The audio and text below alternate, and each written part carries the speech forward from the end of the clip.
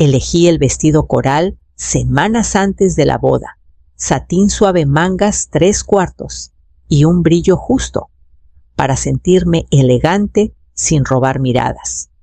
Lo mandé ajustar para que rozara mis caderas y cayera justo debajo de la rodilla. Era el tipo de vestido que lleva una madre cuando quiere que la vean, pero sin opacar a nadie. Esa mañana, al mirarme al espejo, me dije que me veía digna. Me dije que Gabriel estaría orgulloso. El salón de recepción brillaba con candelabros y cubiertos de cristal. Todo parecía caro. Y debía serlo. Me costó casi todo lo que tenía. Me senté cerca del fondo en la mesa, etiquetada como familia extendida, aunque no estaba segura de qué me extendía. Los padres de Clara estaban al frente envueltos en rosas suaves y perlas. Sus risas sonaban libres, mientras la mía se quedaba atorada en el pecho. Sonreí durante los brindis, los bailes coreografiados, los chistes caros sobre el matrimonio. Mantuve las manos cruzadas en el regazo. Nadie me pidió hablar. Nadie preguntó si necesitaba agua. Me dije que no importaba. Estaba ahí por Gabriel. Entonces él se levantó. Tomó el micrófono con las mejillas encendidas por el vino y la atención. Clara lo miraba radiante. Me senté un poco más recta, pensando tal vez este es el momento. Tal vez me agradecerá. Tal vez habrá un instante solo para nosotros. Algo pequeño, un gesto, una frase. Carraspeó y miró a la multitud. Hay alguien muy especial a quien quiero agradecer esta noche, dijo. Alguien que me ha tratado como suyo desde el día que me conoció. Alguien que me dio un amor incondicional, el que solo una verdadera madre puede dar. Esperé. Sentí que el aliento se me atoraba en la garganta. Se giró hacia la mesa principal. Quiero agradecer a mi verdadera madre Viviana Winthrop por todo lo que ha hecho para convertirme en el hombre que soy. Viviana se llevó una mano perfectamente cuidada al pecho mientras los invitados estallaban en aplausos. Parecía sorprendida, pero no demasiado. No aplaudí. No pude moverme. Me quedé perfectamente quieta, mientras el vestido coral me envolvía las rodillas como una red. Desde el otro lado del salón, nadie vio mi quiebre. Solo vieron mi sonrisa. Gabriel llegó a mi vida un martes gris por la tarde, aferrado a un conejo de peluche, con una oreja perdida y ojos demasiado viejos para un niño de 4 años. La trabajadora social no se quedó mucho solo lo suficiente para explicar que el auto de mi hermana se salió de la carretera y que yo era la única familia que quedaba. No estaba casada, no estaba lista, pero dije que sí antes de que terminara su frase. Tenía 29 años y acababa de aceptar un ascenso a subdirectora. Llamé a la escuela esa noche y lo rechacé. No entendieron, no me importó. Gabriel estuvo callado. La primera semana apenas hablaba. Dormía acurrucado al borde de la cama, como dejando espacio para alguien que no estaba. Cada noche me sentaba a su lado y le contaba historias que inventaba en el momento sobre conejos valientes, niños callados que aprendían a rugir y mujeres que los amaban hasta que lo creían. Me llamó Lorena durante 1 año. Luego, un día de la nada, mamá. Solo una vez, pero fue suficiente para hacerme llorar en el fregadero. Trabajaba de día, enseñando inglés en la preparatoria. Luego tomaba trabajos de tutoría por las noches. Renuncié a los fines de semana, a las vacaciones, a las citas por completo. Me decía que volvería a todo eso algún día, pero nunca lo hice. Nunca quise. Cada feria de ciencias, cada junta de padres, cada rodilla raspada, se sentía como una página en un libro que escribía solo para nosotros. No tenía el coche más nuevo ni la casa más bonita, pero él tuvo todo lo que yo nunca tuve: estabilidad, amor, cuentos antes de dormir y alguien que se quedó. Cuando tenía 10 años, lo dejé redecorar su cuarto como quisiera. Pintó una pared de verde brillante y pegó estrellas fluorescentes en el techo. Recuerdo acostarme a su lado una noche, mirando hacia arriba y pensar, estaré aquí cuando esas estrellas se despeguen. Estuve ahí cuando se graduó. Estuve cuando se mudó. Estuve cuando trajo a Clara y la presentó como un tesoro desenterrado. Ella me sonrió como si fuera una reliquia y seguí sonriendo de vuelta. Gabriel trajo a Clara a cenar un domingo. Ella llevaba perlas y una sonrisa que no llegaba a sus ojos. Elogió el pollo asado, que preparé pero apenas lo tocó. Dijo que era muy casero y preguntó si tenía agua mineral. Le ofrecí agua de la llave con limón. Declinó. Hablaba en frases cortas, como si fuera cortés por obligación, no por calidez. Su risa era suave y ensayada. Cuando Gabriel fue por el postre a la cocina, ella miró la casa a sus ojos, deteniéndose en las encimeras de laminado y el sofá con funda. No dijo nada cruel. No hacía falta. 2 semanas después, me invitó a conocer a su familia. Su casa tenía un portón y un camino circular. Los picaportes eran de latón. Su madre Viviana me saludó con una inclinación cuidadosa de la cabeza y una copa de vino blanco. Nos sentamos en un solario lleno de orquídeas. Es admirable, dijo, cómo lograste salir adelante con el sueldo de maestra. Debe ser muy ingeniosa. Sonreí y asentí, aunque sentía el suelo hundirse bajo mis pies. Gabriel parecía nervioso. Clara estaba sentada con las piernas cruzadas como bailarina en un juzgado. Después de ese día, algo cambió. Gabriel dejó de pasar por casa después del trabajo. Las cenas de domingo se convirtieron en llamadas, luego en mensajes, luego en silencio. Cuando lo llamé contestaba, pero se apresuraba a colgar. Vamos saliendo o Clara tiene un evento de caridad.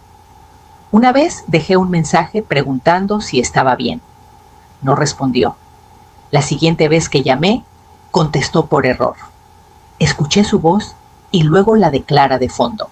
Ella rió y dijo, es solo un poco agobiante a veces. Él no la corrigió.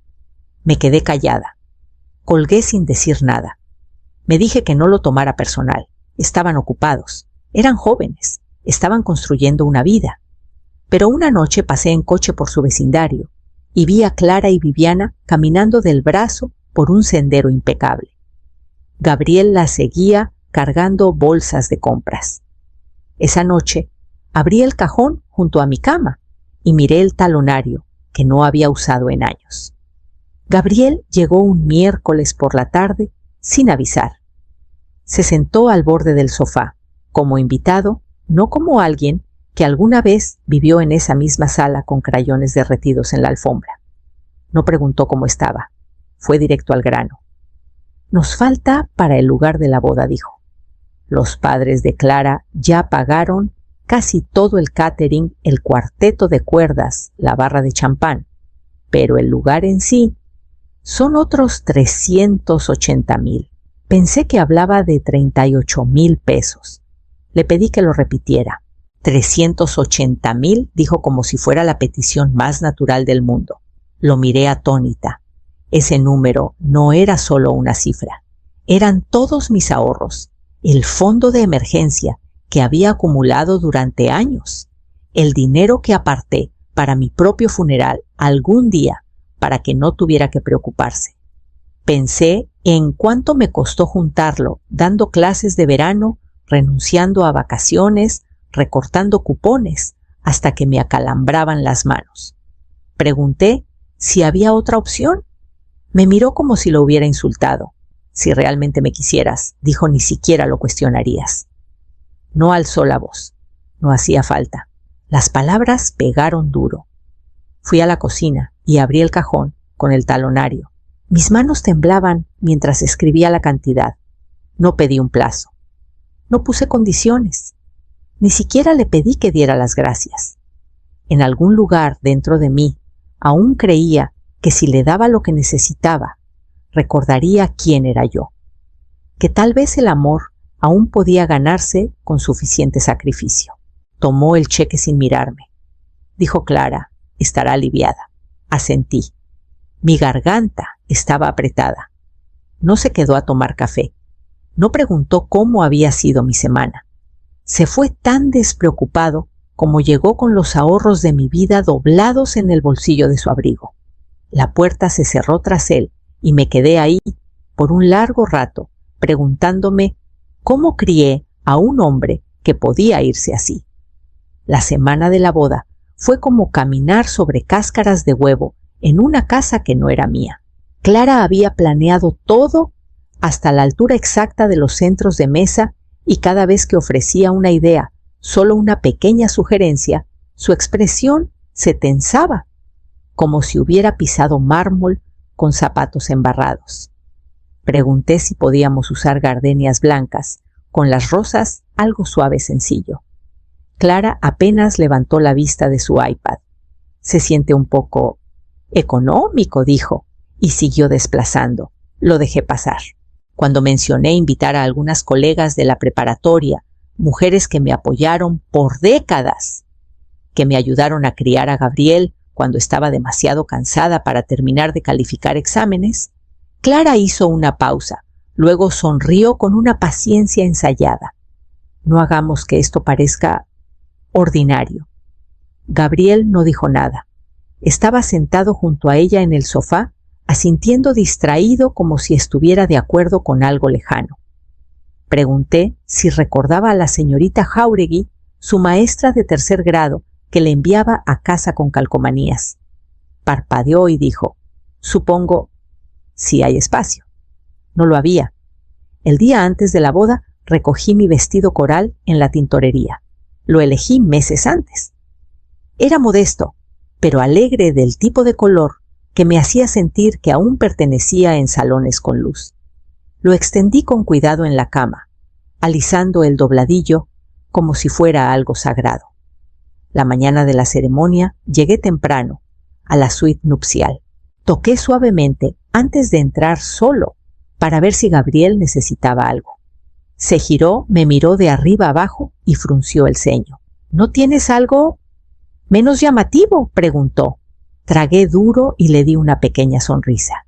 Es solo coral, dije. Se encogió de hombros. Llama mucho la atención. Dije que vería qué podía hacer.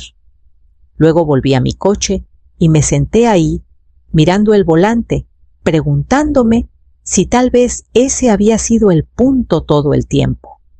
Para cuando regresé a la ceremonia, el sol se había puesto bajo proyectando sombras largas sobre las sillas blancas dispuestas en filas.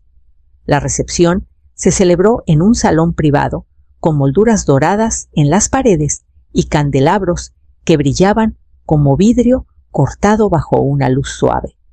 Los meseros se movían entre las mesas con bandejas de copas de champán y pasteles de cangrejo. Clara flotaba por el salón como un cisne, cada movimiento elegante curado perfecto. Gabriel se mantenía cerca de ella, radiante. Me senté en una mesa redonda cerca del fondo entre una prima segunda de Clara y una mujer que no conocía. Nadie me pidió que me levantara. Nadie me presentó como la madre del novio. Sostuve un vaso de agua y me recordé que estaba ahí por él. Yo había elegido este camino, cada paso, cada sacrificio. Podía soportar una noche más. A mitad de la comida, alguien golpeó una copa. La sala se silenció mientras Gabriel tomaba el micrófono. Su smoking le quedaba como hecho para él. Se veía pulido, guapo, casi desconocido. Quiero tomarme un momento para agradecer a alguien muy importante, dijo. Alguien que me recibió con los brazos abiertos y me hizo sentir como familia desde el principio. Mi corazón se alzó solo un poco. Es amable, generosa y me ha amado como si fuera suyo, continuó. Por favor, únanse a mí para agradecer a mi verdadera madre, Viviana Winthrop. La sala estalló en aplausos. Viviana se llevó la mano al pecho fingiendo sorpresa. Se inclinó hacia él y besó su mejilla. No me moví, no parpadeé, sonreí. Era lo único que podía controlar en ese momento. A mi alrededor sentí el murmullo de miradas, la lástima en los ojos esquivos. Mi nombre nunca salió de sus labios.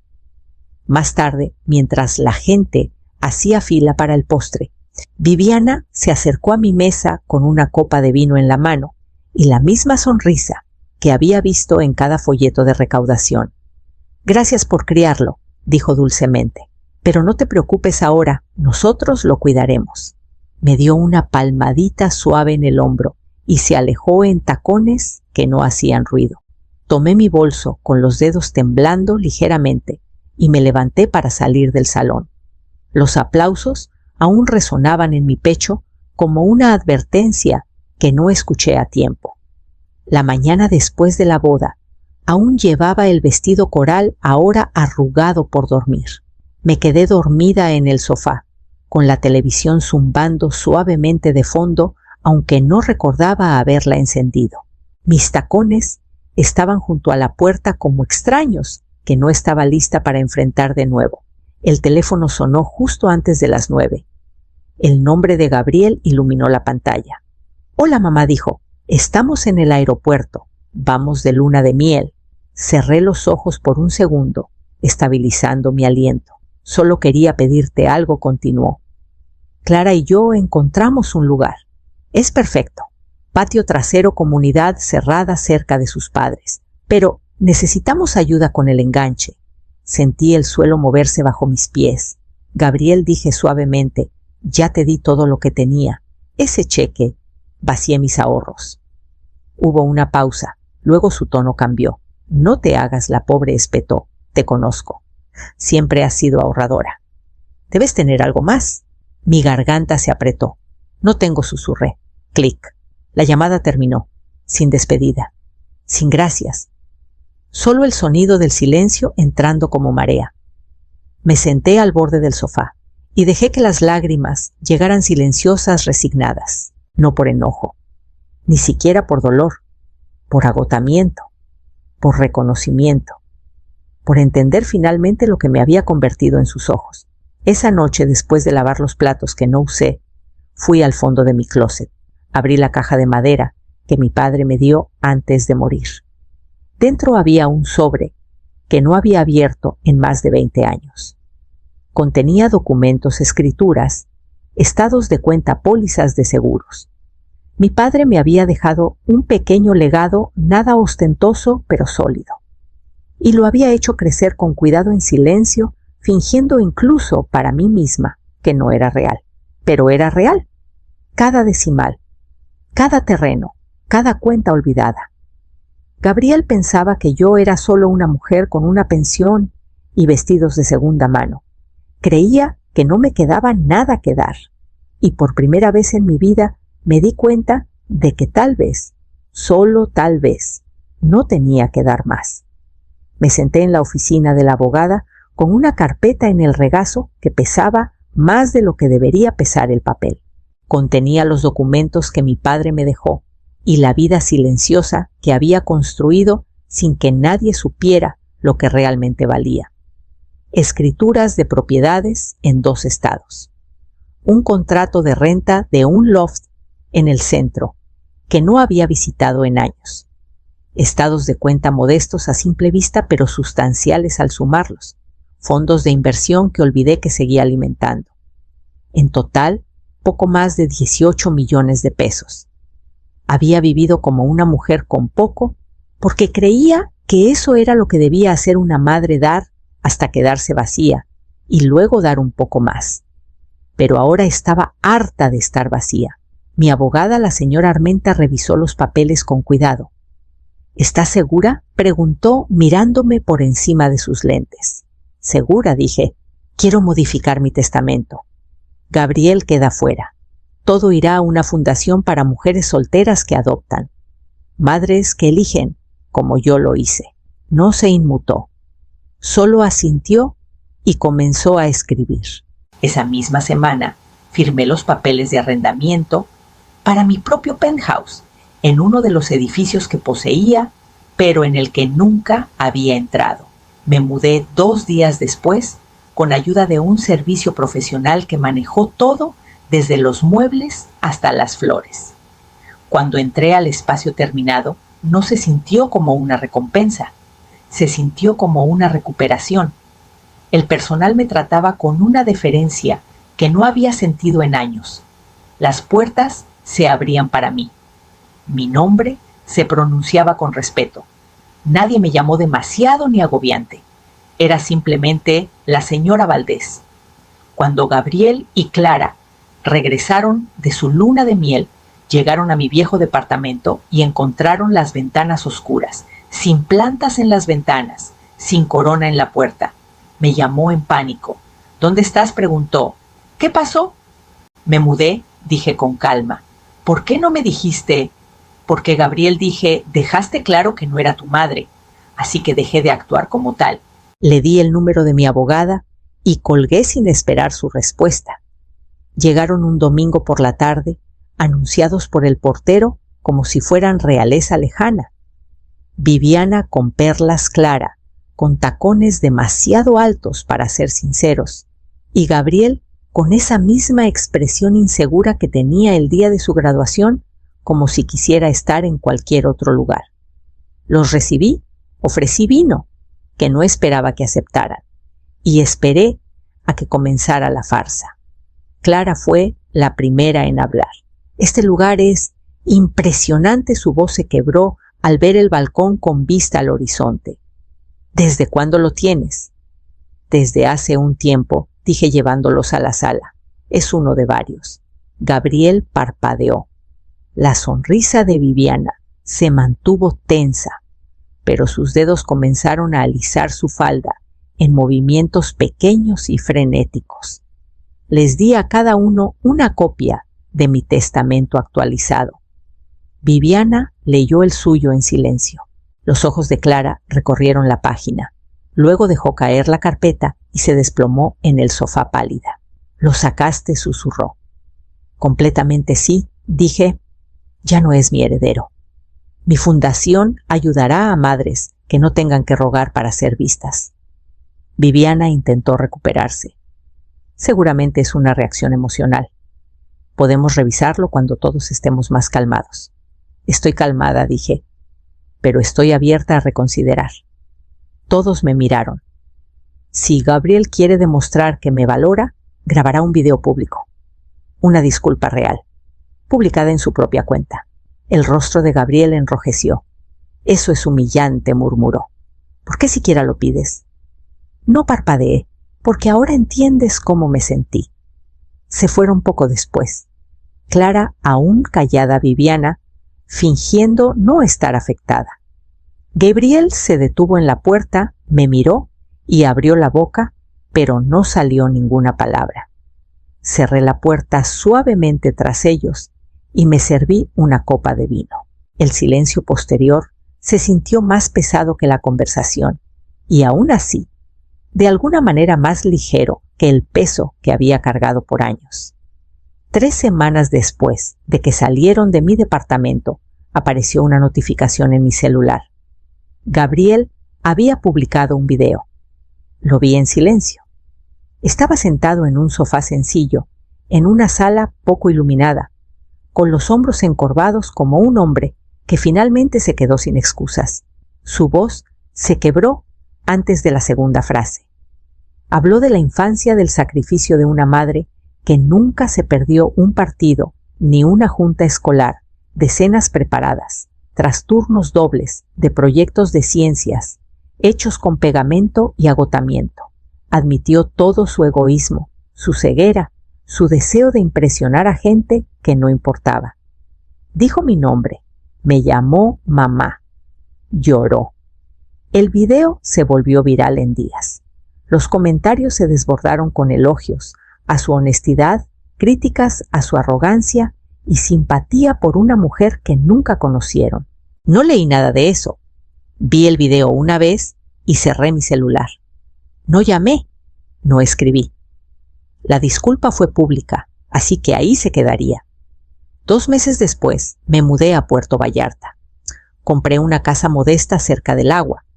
Nada ostentoso, solo ventanas que atrapaban la luz de la tarde y un patio que olía a sal. Mi fundación tuvo su primer retiro esa primavera 6 mujeres que habían adoptado solas con menos apoyo del que merecían. Me senté con ellas bajo un dosel de palmeras, escuchando riendo, a veces solo sosteniendo manos en silencio. Nadie ahí necesitaba saber lo que había perdido, solo veían lo que había construido. Dormía con las ventanas abiertas y ya no soñaba con sillas vacías en mesas de cena. Caminaba descalza por las mañanas, asesoraba mujeres por las tardes y encontraba un ritmo que no sabía que mi cuerpo anhelaba.